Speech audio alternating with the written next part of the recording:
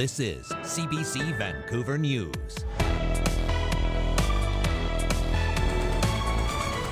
There's only so much a system can handle, and we are stressed. Close to bursting. Overcrowding in Surrey schools has the district considering some drastic changes. Plus, it could be back tomorrow, and it could be how long it takes to get the rock down. Nervous wait. People in dozens of homes in Penticton are forced to leave because of a cracked rock face hanging over them. And grow up. Grow up. Feelings run hot in Harrison as the mayor tries to find out who's criticizing him. Good evening, I'm Dan Burritt. Thanks for joining us. Overcrowding in the Surrey School District has been a problem for years, but in the past two, it has become dire. Parents are now being asked for their ideas on how to manage the extreme overcrowding. But as Michelle Gassoub reports, the proposed solutions are raising even more worries for people in the classrooms. Surrey is one of the fastest growing cities in Canada, and its schools have long been overcrowded. A recent survey from the Surrey School District to parents lays out just how bad the problem is. In September alone, the district welcomed 2,400 new students, bringing total enrollment to over 82,000. New student enrollment has surged by 200%, surpassing available provincial funding, and teachers are feeling the strain. There's only so much a system can handle, and we are stressed. In that letter, the district directs parents to fill out an online survey and asks them to weigh in on options like tri-semester schooling, school shifts, busing students to out-of-catchment schools, and hybrid online learning models. Some of the questions that have been put into here are around our working conditions. And so if you're asking about putting 50% of the courses online, well, that changes how we teach. Parents are worried about the impact on families and an already stretched teaching staff. Where would they get the staffing from would be the very first question that comes to mind. They cannot recruit enough people here as it is, and we do not have the appropriate funding for it. Surrey already has the highest number of portable classrooms of any school district in the province and says the problem is likely to only get worse. Looking out 10 years from now, we have the SkyTrain coming through Surrey as well. And so the entire Fleetwood corridor, our enrollment is going to increase even more.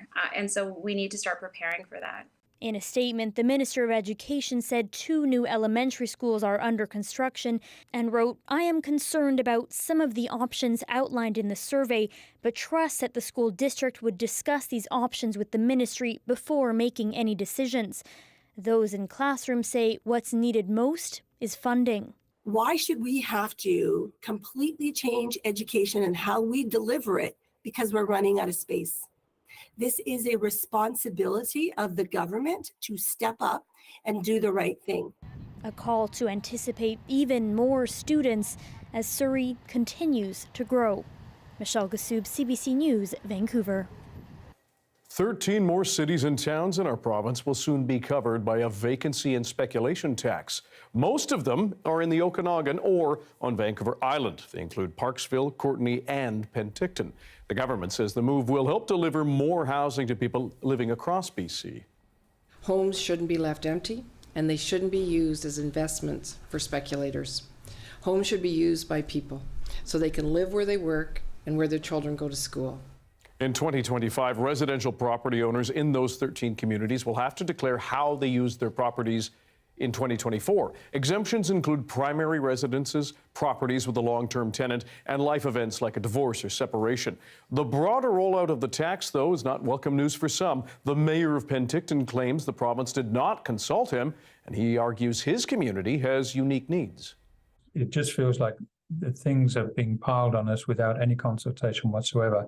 Like I say, we're not against the idea of creating affordable housing, but we'd like to at least be able to plan for what's going to come about and what it's going to look like, and we need to have those discussions about the intended consequences and the unintended consequences. 3 construction workers in downtown Vancouver were rushed to hospital this morning after part of the facade of a church they were working on collapsed, taking with it the scaffolding. Vancouver Fire and Rescue says one of the workers was trapped under the debris. It says the men fell about 15 feet to a second-floor balcony. Rescuers had to climb fire truck ladders to reach them before all were lowered in a box attached to a construction crane. Responders say the 3 suffered non-life-threatening injuries. We had them in clamshells just for precautions and to secure them, various injuries.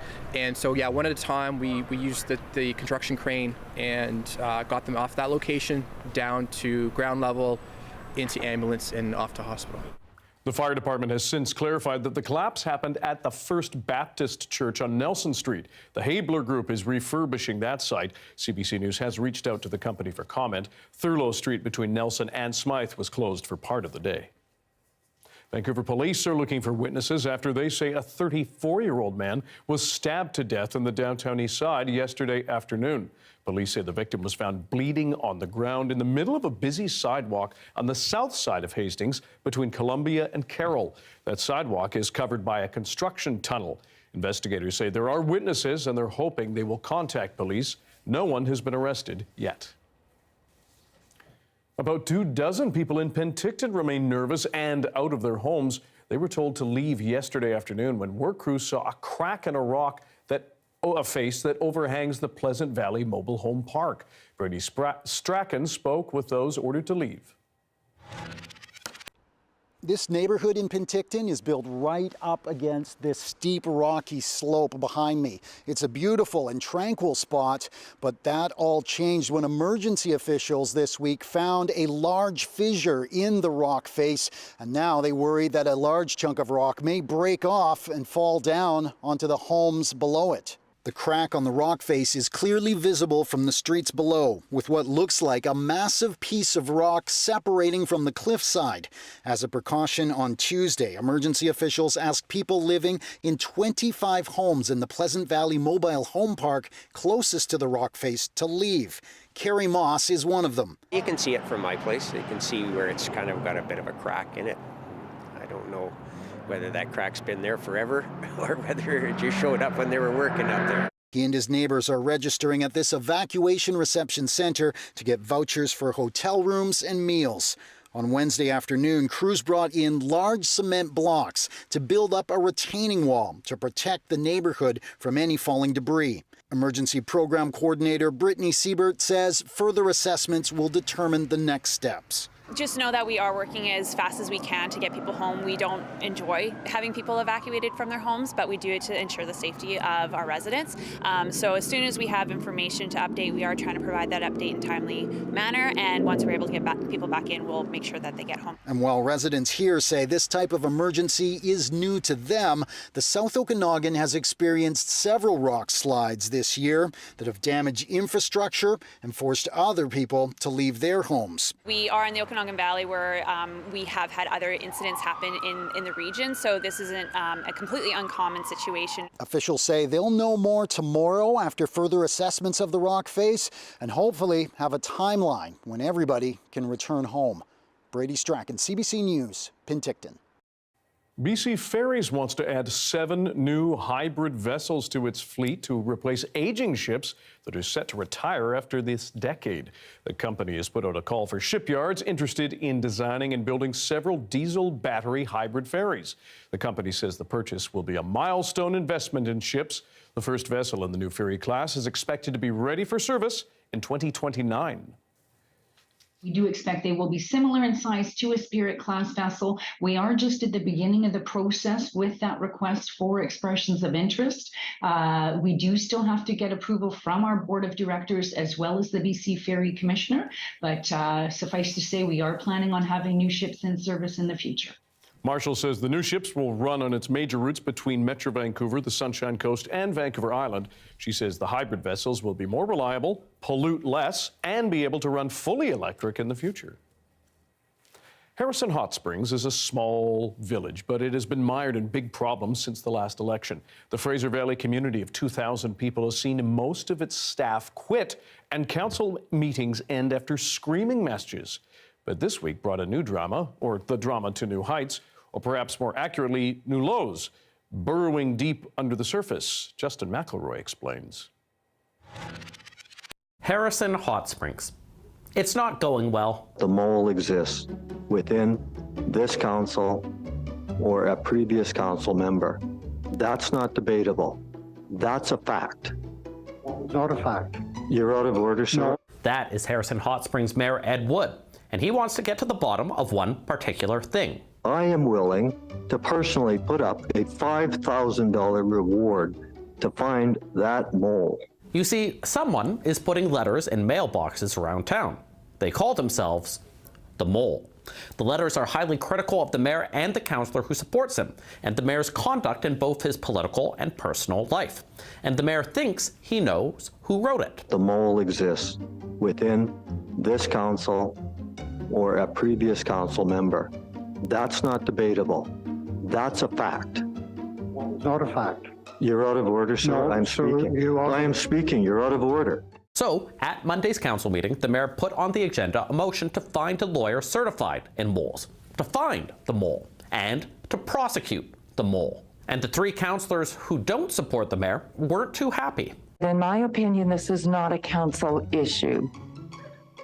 Should the two individuals wish to pursue it further, then I would suggest they go through the RCMP or through civil litigation. And one of them brought up the fact that he's been feuding with the councillor who supports the mayor for decades. I've had hundreds of letters from a former mayor and councillor who's sitting here this evening that's accused me of everything from the sun going pink to the water going brown, and everything else about me, my family, and my children. Mr. Mayor, and it's been absolutely deplorable. It's what I've had to put up with for 25 years. So the mayor lost, and unsurprisingly, he wasn't happy. For this council to take this mole letter and let this be distributed throughout this village is an absolute disgrace. Every one of you should be shameful of your actions. Now, by itself, this would be a strange, potentially concerning council meeting, except it follows months of controversies. In just 1 year, every major staff member has resigned or retired. Then a councillor resigned. Then the fire chief resigned. Those against the mayor on council have filed a motion of no confidence against him, along with a motion trying to stop someone from posting mean things about them on Facebook. Now, the province hired an advisor to try and help. But a month ago, he finished his contract. And this is what happened just minutes after they voted on his final presentation that asked them to get along. Yeah, what a call point of order. The agenda has been approved. Councillor, you don't... I am calling point of order, Mayor Wood. Councillor, you do not have the floor. Point of order, Mayor Wood. Councillor Vidal, you're out of order. Please sit down. So to summarize, Harrison's staff left en masse after the election. The mayor and council are locked in a feud marked by decades of personal squabbles. Meetings often end in shouting matches with nothing accomplished, and the police are also investigating a possible assault against the mayor. It's a combination not seen anywhere else in British Columbia, but when we asked the Minister of Municipal Affairs if they would take any action, they said the following. I expect all members of council to use the learnings from the coaching and mentoring sessions the municipal advisor conducted and to implement the recommendations from his report. We know this process will take time, and I look forward to hearing about council's progress. And we can see how that progress is going. But what if Harrison Hot Springs didn't have to exist? After all, while small, it isn't in the middle of nowhere. It's actually surrounded by the District of Kent, which has provided stable government for a much larger population for many years. Now, to be fair, that's unlikely to happen. But if the province doesn't step in, what happens next in Harrison Hot Springs is anyone's guess. Justin McElroy, CBC News, Vancouver. Rebuilding continues around the North Shuswap after the Bush Creek East wildfire destroyed dozens of homes along the shore of the lake this summer. Chief James Toma with the Little Shuswap Lake Indian Band says many of the people displaced have returned, but one subdivision, which includes his house, remains off limits. The area has yet to be cleared of the debris from the burned homes. He says he'd hoped to have all the residents return before the first snowfall, but that plan has been delayed. We really wanted to get everybody back, but they wanted it done properly so that they could feel comfortable and be at home, not in something that was, seemed temporary. That's what our elders told us, and that's what we're going to respect. So hopefully beginning of next year, March, February or something, we'll see something. Chief Thomas says more than 31 homes in the community were destroyed by the fire, but much of the major infrastructure was saved. On the warmer edge of a range for a species, that individuals are a little smaller. After the break, scientists say climate change is making fish smaller. Our science specialist Darius Madavi will tell us why right after this.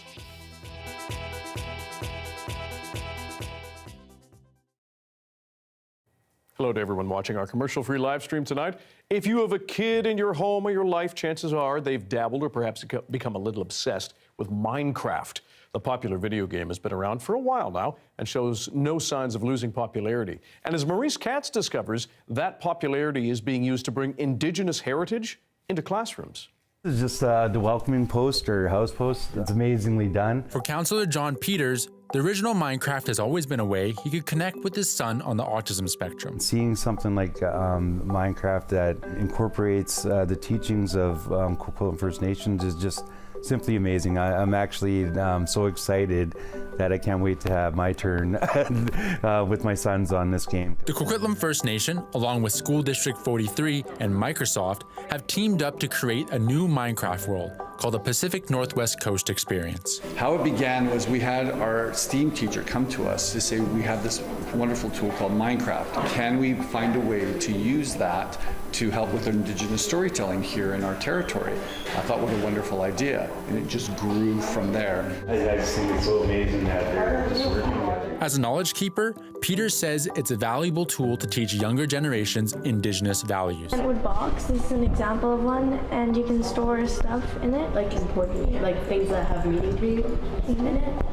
Yeah. And that's what we're making right now. I'm connected to these lands for thousands of years, so the bloodline I carry, I'm obligated to take care of these lands, but to have other people be aware of the importance of it and how the land can give back to you, that's what I love about the concept of this game. In the classroom, Marina Meredith says it's rare to see her students so engaged and excited to learn. It's amazing the endless opportunities in there of what they can discover, what they can build, all the animals and different land features that they've included to represent the local land. It's great to learn in that way instead of just a textbook or kind of these older traditional styles. It's really fun and engaging. There were some big software changes needed to make the new world truly Indigenous. What we asked them for is, number one, we have to have cedar. It is the heart of the whole community here on the West Coast. And so they were gracious enough to actually rename and reskin certain trees that were in the game so that we could have cedar. We didn't have bears. We had polar bears, but not bears. And in our lower mainland, there's bears everywhere. We have to have those. The core concept of Minecraft, which is to collect and exploit the resources around you, is now turned right on its head. We're only allowed to catch one. We want to be resourceful and not waste food. The message is take only what you need and leave the rest for the others who come behind you. Traditions and technology coming together in a new way. In our history, there's not a lot to be proud of. Our nation has went through a lot. We're borderline hopelessness. But something like this, like I said, we could share for thousands of years. Cedar, bears, and salmon in the Minecraft world are just the beginning, with 10 more Indigenous experiences in the works. Maurice Katz, CBC News, Coquitlam.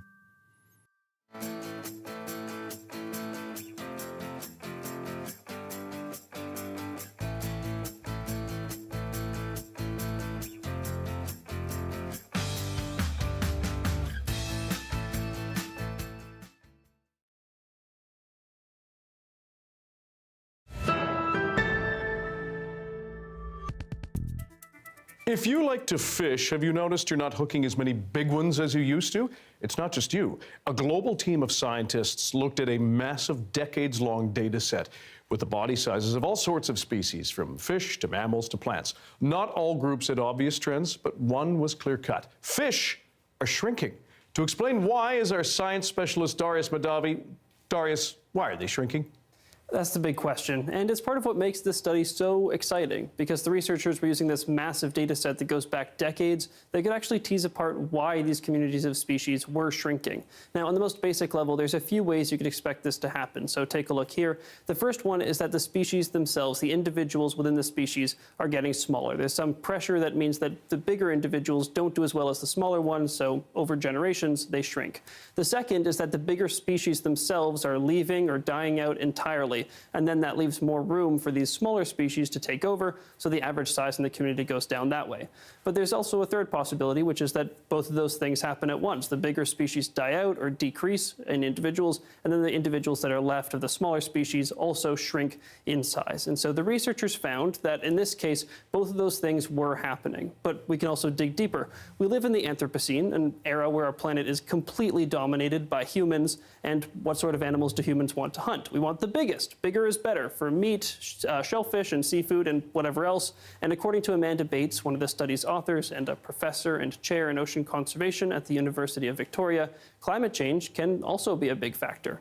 In general, when we look at the warm versus the cold end of a range of a species, what we often find is that on the warmer edge of a range for a species, that individuals are a little smaller. So you might expect that warming oceans are going to lead to that downsizing of populations. Darius, how concerned should we be by these findings? At this point, it's hard to say. Now, there are some concerns about what this could mean for ecosystems. A loss of the biggest fish, which are often apex predators, can have massive cascading effects. But so far, ocean communities seem to be at least somewhat resilient to these changes. The study found that where there were declines in large species, small species became more abundant. In other words, the biomass, the measure of how much living matter is in a community, didn't change, a finding Bates was very excited by. Even though we started really by being interested in this interaction with humans and the Anthropocene and impacts, in natural systems, it really points to some fundamental, ecological rules for how life is, kind of governed on this planet. So we basically are seeing this biomass consistency, which I thought was pretty interesting from a scientific perspective. So this really highlights the value of these massive publicly available data sets. When you have that much information at your fingertips, you can find answers to big questions you didn't even know you were asking. Fascinating stuff. Darius Madavi, thanks very much. Thanks, Dan. There's a live shot of Harbour Centre and Grouse Mountain in the background. Things are turning a bit sunny across the south coast. Darius will have your BC-wide weather forecast right after this.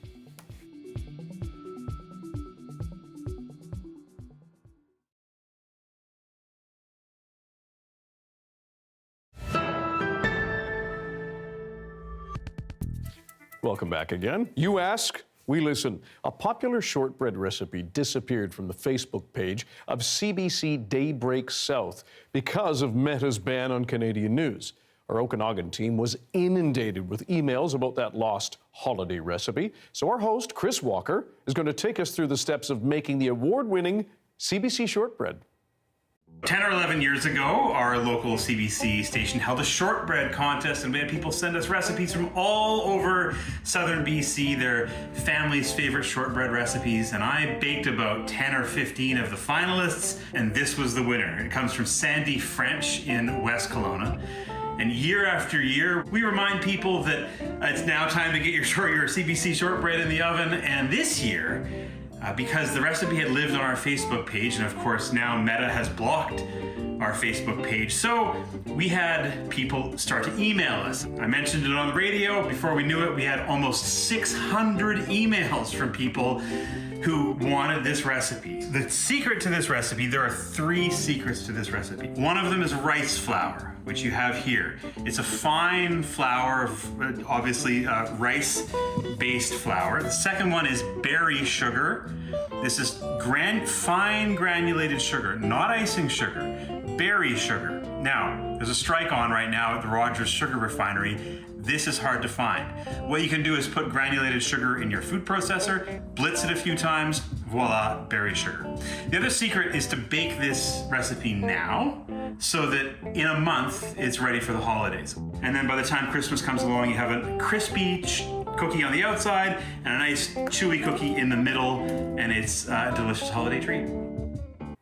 And to find the complete recipe and the ingredients, head to our website, cbc.ca/BC. Now, as temperatures start to dip across much of our province, some swimmers are plunging themselves into the Pacific Ocean for what they think is a health boost. Podcasters and influencers claim cold water plunging is good for you. It certainly clears up a lot of people's heads on New Year's Day. But some researchers say it's not for everyone. It is a very strong effect, but the problem is that you tend to have this strong gasping reflex when you jump into cold water. And so there's a risk of drowning, there's a risk of hyperventilation, and then passing out, and then drowning secondary to that hyperventilation. And then for those who have, cardiac conditions, whether they are aware of it or whether it's familial and they're not aware of it, they're at a very high risk as well. Researchers say best not to plunge alone and talk to your doctor before you do it. Darius will be back with your province-wide weather right after this.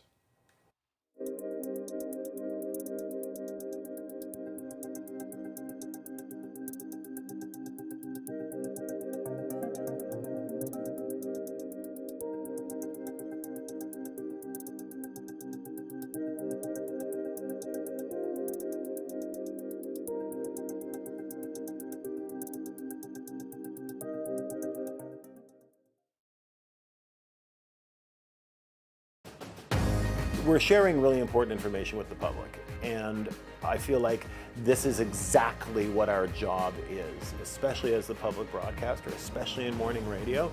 That's incredibly important. Hi, I'm Amy Bell, and here's what's in your CBC Vancouver inbox. On December 1st, join us for CBC British Columbia's annual Food Bank Day for a special day of broadcasts. The event is a yearly tradition for many, and we're bringing you a new edition of CBC's Food Bank Day that you can watch and stream live on CBC Gem and cbc.ca/BC. Make the season kind and donate at cbc.ca/foodbankday. The weather update is brought to you by Direct Buy Furnace. To cool and clean the air in your home, call Direct Buy Furnace. Installing Trane, the most reliable heating and cooling brand.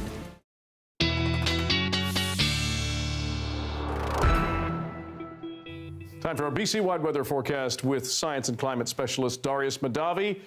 It's consistent, I'll give it that. Definitely, yes. That's what we're looking at for quite a while. If you look here, the blue is high pressure. And that's all there is to explain, because that's all there is. Thanks. Over there in the distance, you can maybe see a hint of red, but over the next 5 days, there's nothing but blue. It's not until late Sunday that we start to see maybe the breakdown of that ridge, but that's a bit too far away to say if even then we will see that change. But until then, we're looking dry and clear across the province. Now you can see still a bit of cloud in the north, and we see a little bit of scattered showers coming to Haida Gwaii and the north coast, but even there, looking exceedingly dry, especially for this time of year. And across the south, nothing but sunshine for the most part over the next few days. If we take a look at our accumulation, you can see that little bit of moisture and snow coming into the northwest, and then this little bit of a system that did pass, or it will be passing down over the next 24 hours or so in the northwest or southeast. There we go. Got my directions completely mixed up. And that's really it across the province, and that's true right through the weekend. In terms of temperatures, the ridge of high pressure at this time of year does mean things will be a little bit cooler than they usually are because that heat isn't being trapped by that cloud. But that also means that as those temperatures come down, we do still have plenty of sunshine. So it should be sort of a give and take there. But do expect that things will get quite chilly in some places in the southern interior. Tomorrow you can see the effect of that ridge of high pressure because of all the sunshine across the province, a little bit of cloud in the northwest and in the southeast. That should be clearing up over the next few days, except for those scattered showers that will continue to pop up around the north coast. And here in Vancouver, like you said, Dan, it's consistent. Lots of sunshine. Lows do get a bit chilly, but it's for fall, it's dry. It is what it is, and I hate that phrase. Thanks very much. Thanks, Dan. I really do. That's your late news for Wednesday. Thanks for joining us tonight. For news anytime, check our website, cbc.ca/BC. Your next local news is on the early edition on CBC Radio 1. That begins tomorrow morning, cool and early at 5:30. Good night.